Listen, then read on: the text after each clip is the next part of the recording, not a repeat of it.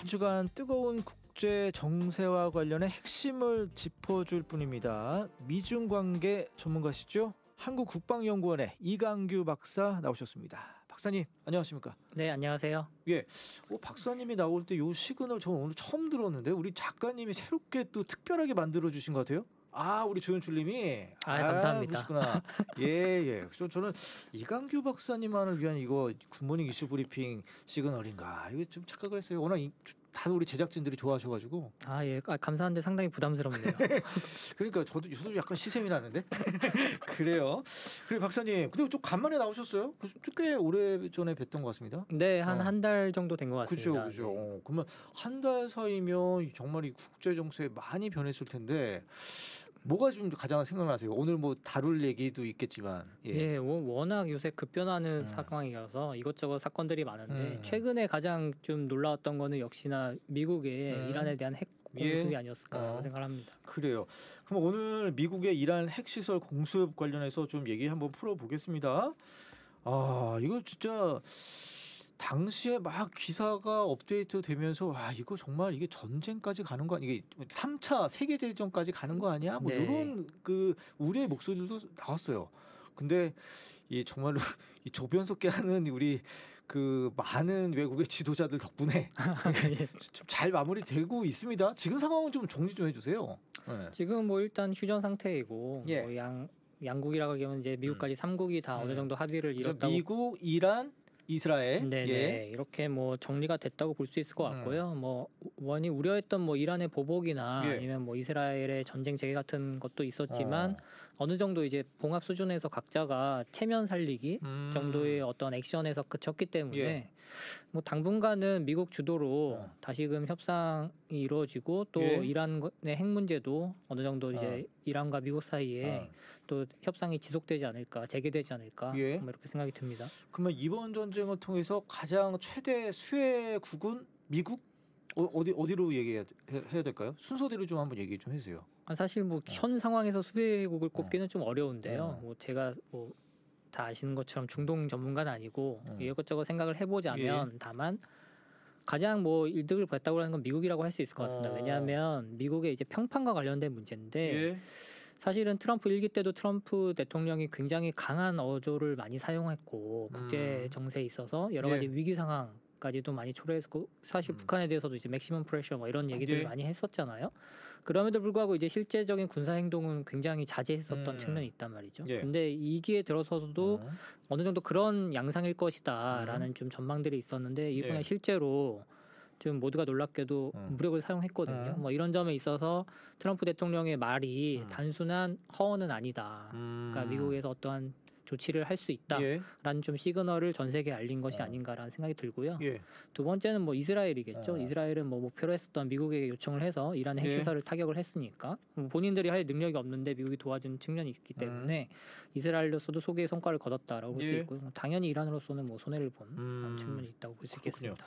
아니 근데 그 트럼프 대통령이 1기 때도 사실은 이 군사적인 어떤 공격들, 어떤 전쟁에 있어서 감행을 하려고 했지만 당시에는 참모들이 좀 이른바 제정신 있는 참모들이 이제 말려가지고 그랬다. 근데 이번에는 다 자기 라인들 꽂아놓다 보니까 이게 안 됐다. 그 말에 동감하세요? 뭐 그런 브레이크가 사라졌다는 측면도 좀 작용을 했을 것 같습니다. 왜냐하면 1기 때는 이제 뭐 의회의 구성도 좀 달랐고 지금 2기 때는 사실은 뭐 의회도 다수당을 차지하고 있고 참모들 같은 경우에도 뭐 초반에는 좀 잡음이 있었지만 어쨌거나 본인의 그 신념을 추종하는 사람들로 많이 바뀌었다는 보도들이 나왔잖아요. 근데 그런 걸 통해 봤을 때는 이제 이것이 이제 우려할 만한 점인데 이제 이란을 사실 타격했다는 점은 뭐 크게 무리수는 저는 아니라고 봅니다. 왜냐하면 이란의 경우에는 이스라엘이 이미 들어가서 방공망 같은 걸 제거했고 미국이 상당히 안전하게 본인들의 직접적인 피해는 없이 공습할 수 있었던 측면이 있었는데 그렇다면 이게 다른 국가에도 그럼 적용할 수 있을 것인가? 중요하네요. 측면을 봤을 때는 이제 다른 국가들도 여러 가지 셈법에 들어갔을 것 같아요. 말씀하신 것처럼 트럼프의 브레이크가 없다. 그렇기 때문에 상당히 조심을 해야 된다라는 측면이 있을 수 있고 또 한 가지는 이란의 상황이 그랬기 때문에 한번 보여주기 식으로 뭐 본인이 신뢰성이 있는 사람이라는 걸 보여주기 위해서 했을 수 있다라는 좀 갈릴 것 같거든요. 예. 이런 지점에서 어떻게 이제 미국의 대외 정책 어. 기조를 잘 읽어야 될 것인가 하는 문제가 있을 것 예. 같습니다.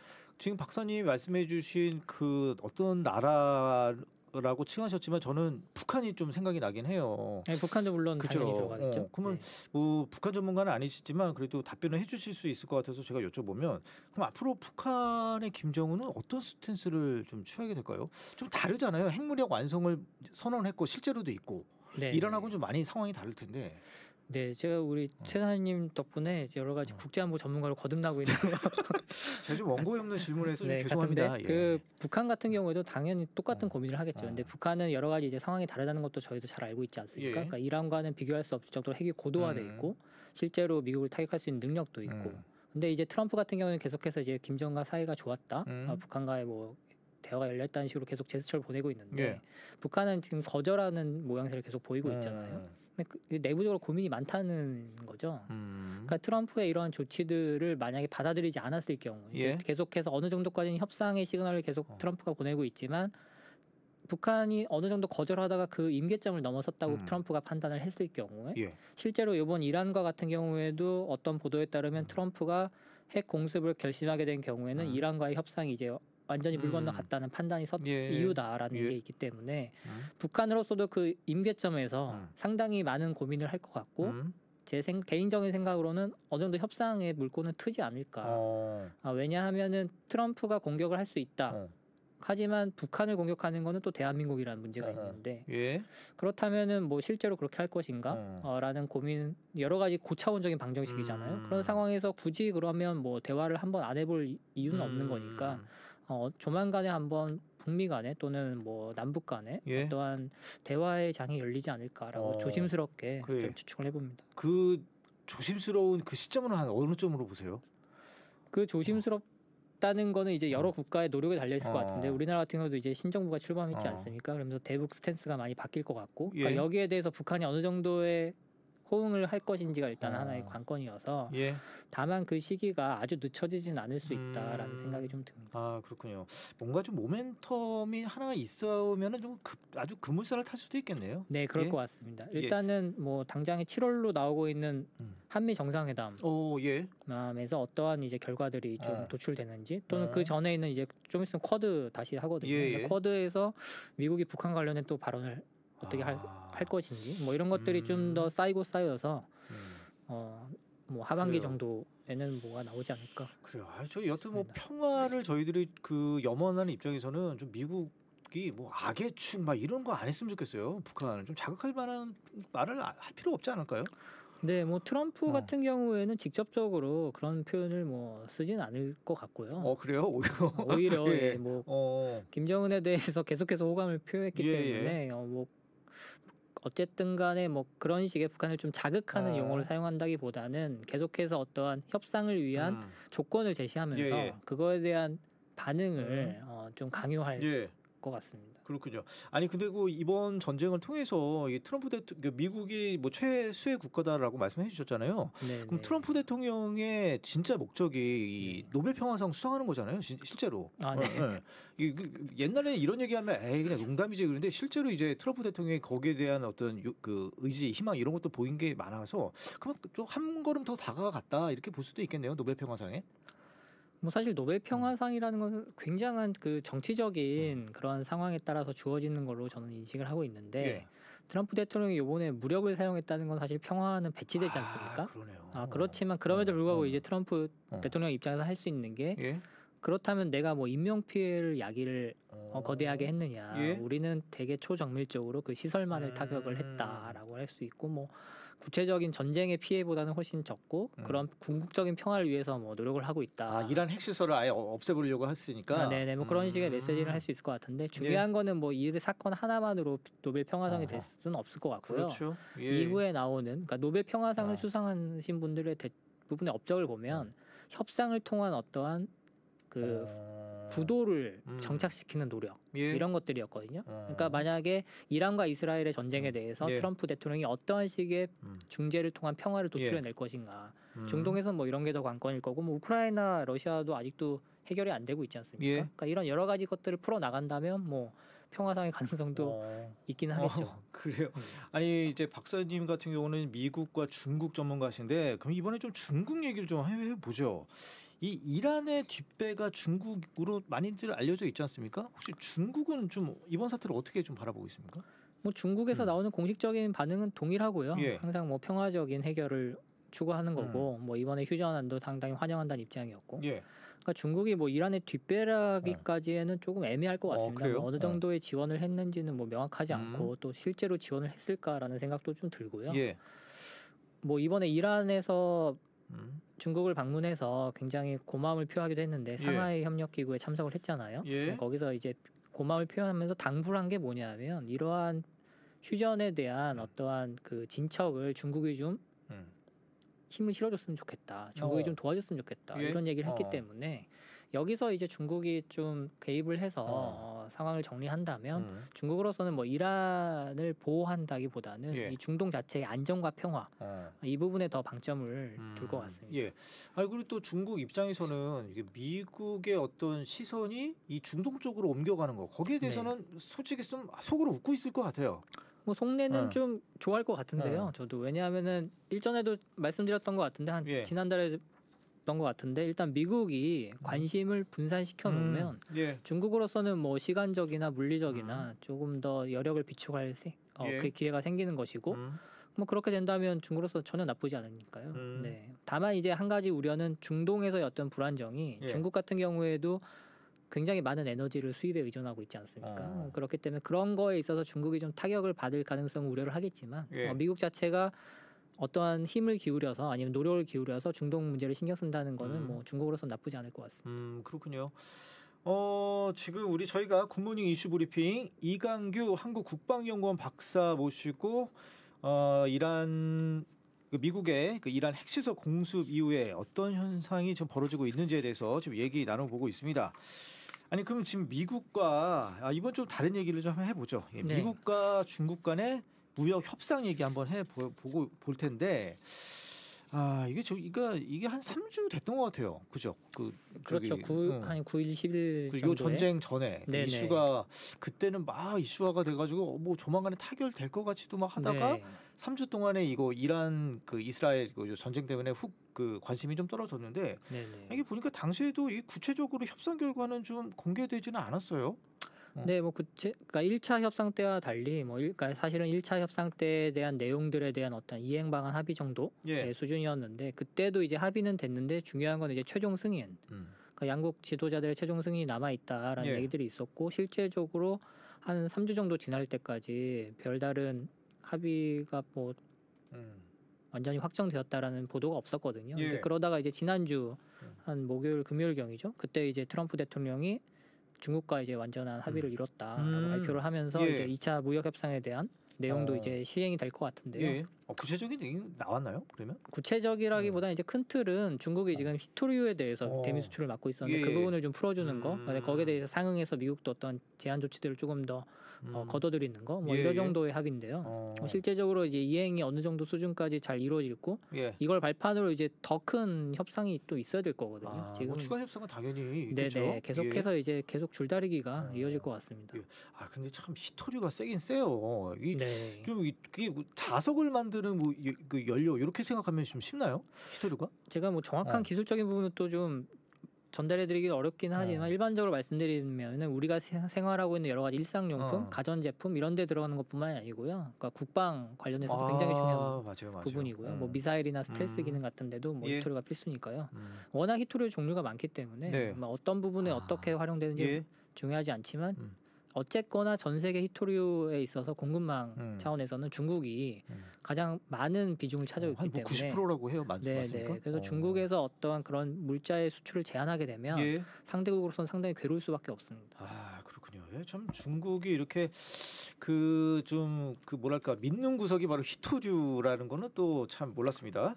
그래요. 그러면 이제 우리 실용 외교 이재명 정부 들어서 이 외교 방향이 정해졌어요. 이제 실용 외교다. 이제 실용 외교를 펼치겠다 이렇게 얘기하고 있는데 이제 최근에 G7에 이제 순방을 갔다 오지 않았습니까? 한번 좀 총평 좀 해주세요. 뭐 G7은 사실 취임 이후 얼마 안 되는 기간에 열렸기 때문에 뭐 새 정부로서는 준비할 시간이 촉박했을 것 같긴 해요. 그리고 예. 또 한 가지는 G7은 다자 외교 무대이기 때문에 어떤 뭐 구체적인 합의들을 이룬 것보다는 예. 뭐 친목이나 상견례 정도라고 생각하시면 될 것 같은데 예. 잘 목적을 달성했다고 볼 수 있을 것 같고요. 예. 왜냐하면 대한민국이 이제 어느 정도 다시 자리를 잡았고 실제로 정부에서도 뭐 한국의 민주주의, 대한민국이 돌아왔다라는 슬로건을 많이 내세웠기 때문에 그런 측면에서는 뭐 성과가 있었다고 생각을 합니다. 예. 아니 그 나토에는 안 갔잖아요. 뭐 당시 네. 이제 전쟁 때문에 요거 이스라엘 이란 그 뭐 공습 때문에 근데 어떻게 안 간 거를 잘한 선택이라고 보십니까? 어떻게 보세요? 뭐 결과적으로는 뭐 저희만이 아니고 사실은 나토에서 인도 태평양 국가들 4개국을 같이 초청을 해서 이렇게 하는 거잖아요. 근데 뭐 우리나라뿐만 아니라 다른 국가에서도 국가 지도자가 참석을 별로 안 했기 때문에 뭐 거기에 발맞춰서 조율이 예. 잘 이루어졌다고 볼 수 있고요. 한 가지 가장 중요했던 거는 거기서 이제 트럼프 대통령을 만날 수 있느냐 없느냐 이러는데 예, 맞아요. 그 부분이 좀 불확실했기 때문에 우리로서는 뭐 여러 가지 상황이 많지 않습니까? 지금 정권 초기고 해서 뭐 이런 상황에서는 뭐 다음번에 또 기회가 있기 때문에 굳이 이번에는 방문 안 해도 예. 괜찮지 않았나 생각을 합니다. 그렇군요. 아니, 그 우리가 뭐 흔히 얘기하는 게 또 인사가 만사다 이런 얘기 하잖아요. 네. 근데 이번에 또 외교부에서 그 네. 외교부 2차관이죠. 김진아 전 교수라고 해야 될까요? 네네. 그 김진아 교수를 외교부 2차관에 이제 임명이 했는데 네. 아니, 박사님하고 또 친분 관계가 있더라고요. 이게 어떻게 뭐 제대로 된 인사가 맞습니까? 개인에 대한 평을 할 수는 없는데요. 그래도 칭찬 좀 뭐 칭찬이든지 뭐 평가 좀 네네. 해주시죠. 김진아 차관님은 저희 그 연구원에서 같이 한국국방연구원에서 네네, 같이 근무를 한 경력이 있기 때문에 제가 옆에서 본 바로는 뭐 능력도 탁월하고 성실하고 굉장히 그 스마트한 분이라고 할 수 있겠습니다. 근데 2차관은 이제 많은 분들이 좀 잘 모르시는데 1차관과 2차관 있잖아요, 외교부에. 네네. 근데 2차관은 이제 다자 외교를 담당하는 이제 차관인데 네. 이제 거기에는 좀 적격이다 이렇게 보시는 거예요. 네, 이 차관이 제가 알기로는 주로 이제 다자 외교 경제 쪽, 국제기구 그쵸. 뭐 이런 쪽을 담당을 하시는데 김진아 차관님 같은 경우는 사실 뭐 미국도 워낙 잘 아시고 북한도 오랫동안 연구하셨고 그래서 예. 1차관의 업무도 충분히 하실 수는 있지만 일단 또 본인이 여태까지 커리어 중에 유엔과 관련된 국제기구에서 네네 자문위원으로도 활동하셨구나. 활동하시고 그러셨기 때문에 두루두루 잘 할 수 있을 것 같고요. 제가 기대하는 거는 이런 경험을 통해서 조금 더 큰 인물이 되시지 않을까. 근데 제가 기대하는 거는 우리 박사님과 함께 우리 구본용 네. OBS에 좀 출연 좀 해주셨으면 좋겠어요. 네. 가능합니까? 뭐 그렇게까지 친분이 있다고 하기는 좀 어려울 것 같고요. 알겠습니다. 제가 우리 박사님을 좀 더 졸라보겠습니다. 그래요. 요 얘기 한번 해보죠. 이거 미국이 참 그 힘들게 하는데 이 GDP의 5%로 이제 국방비를 이제 압박하고 있는 상황입니다. 이번에 그 나토 회의에서도 얘기가 나왔잖아요. 네, 맞습니다. 이거 좀 어떻게 보십니까? 뭐 이거는 사실 어떠한 근거를 갖고 5%다라는 얘기가 없기 때문에 5%가 어떻게 나온 거예요, 이게? 이거는 뭐 하나의 상징성이라고 볼 수 있는데 중요한 거는 일단 나토 국가들이 호응을 했잖아요. 어쨌거나 받았고 우리나라나 이제 다른 일본 물론 같은 겨자 먹기 아니죠. 네, 맞습니다. 그런데 사실은 지금 우리나라로서도 2000대 후반에 국방비 지출은 상당한 부분이거든요. 다른 나라에 비교했을 때 우리가 많이 내고 있는 거잖아요. 네네, 다른 맞습니다. 저희는 또 남북한 대치 상황이기 때문에 뭐 국방비에 있어서는 다른 어느 나라보다도 투자를 많이 하고 있다고 볼 수 있는데 5%는 거의 그거의 2배 가까운 수치인데 현실적으로는 가능할까라는 생각이 들고요. 그래요? 그러니까 저희도 이제 나토 국가들과 마찬가지로 5%를 또 성의는 보여야 되니까 직접적인 국방비 말고 또 국방과 관련된 여러 가지 예산들이 있지 않겠습니까? R&D 예산이나 또 여러 가지 이중용도 기술 개발 같은 게 있기 때문에 그런 부분들을 좀 적극적으로 국방 예산의 틀에 좀 포함을 시켜서 대략적인 어떤 수치의 증가를 보여주는 성의를 보이는 것도 뭐 그거 정도는 가능하지 않을까 이렇게 생각이 듭니다. 근데 이것도 약간 시간 끄는 방법도 하나의 전략이 되지 않을까요? 네. 금방 타결되지는 않을 거 아니에요.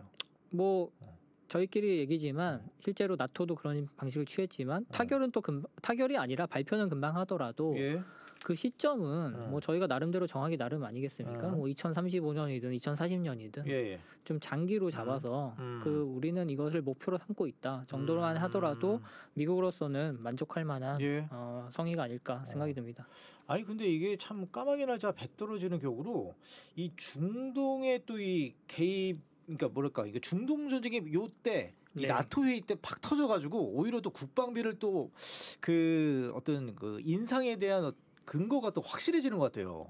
어떻게 보세요? 근데 이게 좀 사람의 인식이라는 게 중요할 것 같은데요. 또 한참 동안 평화가 있을 때는 전쟁이라는 게 가능해 뭐 이런 생각이 들다가 그 돈으로 좀 좀 네. 복지나 이런 데다 쓰지 이렇게 생각하잖아요. 지금 나토 국가들도 화들짝 놀란 게 러시아가 우크라이나에 대해서 그렇게 하는 걸 보고는 국방이라는 것을 더 이상 이제 좀 방치할 수는 없겠다라는 생각을 전환을 했던 것처럼 좀 약간 그런 인식들이 또 퍼지게 된다면 또 국민 여러분들께서도 우리가 국방이 이렇게 중요한데 안보 국방을 위해서 조금 더 투자를 할 수 있지 않을까라는 또 뭐 인식이 확산이 된다면 또 그거 나름대로 또 예산 배분에 영향이 있을 거라고도 생각이 듭니다. 예. 박사님, 이 방위비 증가 얘기해서 좀 관련해서 좀 몇 가지만 더 여쭤보면, 아니 그 미국의 동아시아 전략이 좀 바뀔 가능성, 이 방위비가 아무래도 좀 늘어나니까 각 국방비가 그 좀 바뀔 가능성이 있다고 좀 보세요? 그러니까 미국이 취하고 있는 현재의 스탠스는 그 동맹 국가들이 부담을 좀 늘려서 미국의 부담을 좀 줄여줘야 된다라는 측면이거든요. 그러니까 그 줄어든 부담을 가지고 미국은 중국을 상대하겠다는 것이고 각국의 동맹은 좀 역할을 크게 키워라라는 것인데 뭐 그렇게 본다면 이제 미국의 어떠한 인태 지역 또는 동아시아에 대한 전략도 뭐 대중국 견제라는 큰 틀은 유지되지만 그거 어떤 식으로 진행할 것인가 좀 변화가 있을 수도 있다고 봅니다. 예, 그래요. 그러면 그 관련해서 헤그세스 미국 국방부 장관이 이런 얘기를 했더라고요. 북한뿐 아니라 중국의 위협에 대응해야 한다 이렇게 강조했는데 이거 좀 어떤 의미를 좀 해석해야 됩니까? 그러니까 아까 말씀인 것처럼 이제 동맹국의 역할과 관련된 부분인데, 그러니까 기존에 이제 한미 동맹은 한반도에 국한된 대북의 억제 또는 대북 대응에 치중을 했다면 이제 미국이 요구하는 거는 약간 좀 더 글로벌한 동맹을 요구하는 것 같아요. 근데 그 글로벌한 동맹이란 건 사실 맥락이 중국 견제에 이제 한국이 적극적으로 역할을 해줘야 되고 거기에 이제 주한미군 나아가서는 뭐 한국의 어떤 다른 지원까지도 요구하는 모양새가 아닐까라고 이 발언을 추측해 보는데요. 그렇게 된다면 뭐 우리나라로서는 상당히 좋은 상황은 아니죠. 고민스러운 상황이고 계속 말씀드렸던 것처럼 이것으로 인해서 우리의 어떤 대북 태세가 조금이라도 약화된다면 우리한테는 엄청난 손해고요. 그렇죠. 네. 거기서 또 미국은 동맹국이기 때문에 동맹국으로서 또 어떤 기여 부분은 당연히 또 있어야 되는 부분이고요. 좀 상당히 고민스러운 부분입니다.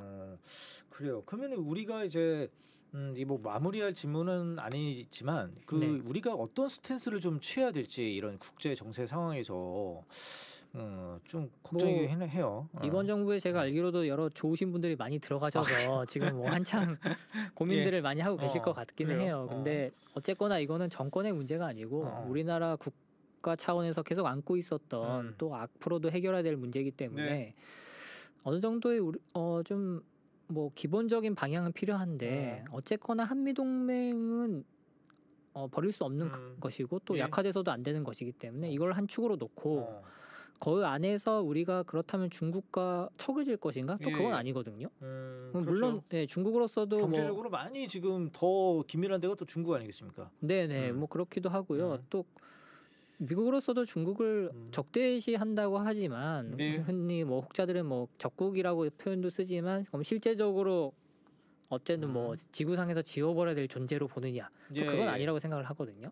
그렇기 때문에 우리나라도 또 너무 앞서가지 말고 미국과의 관계를 잘 유지하면서 뭐 중국과도 우리가 할 수 있는 부분 뭐 또 대화를 나눌 수 있는 부분에 협력을 할 수 있는 부분은 뭐 해도 된다고 생각을 합니다. 예, 알겠습니다. 벌써 시간이 이렇게 다 됐네요. 좀 다음번에 좀 자주 와주십시오.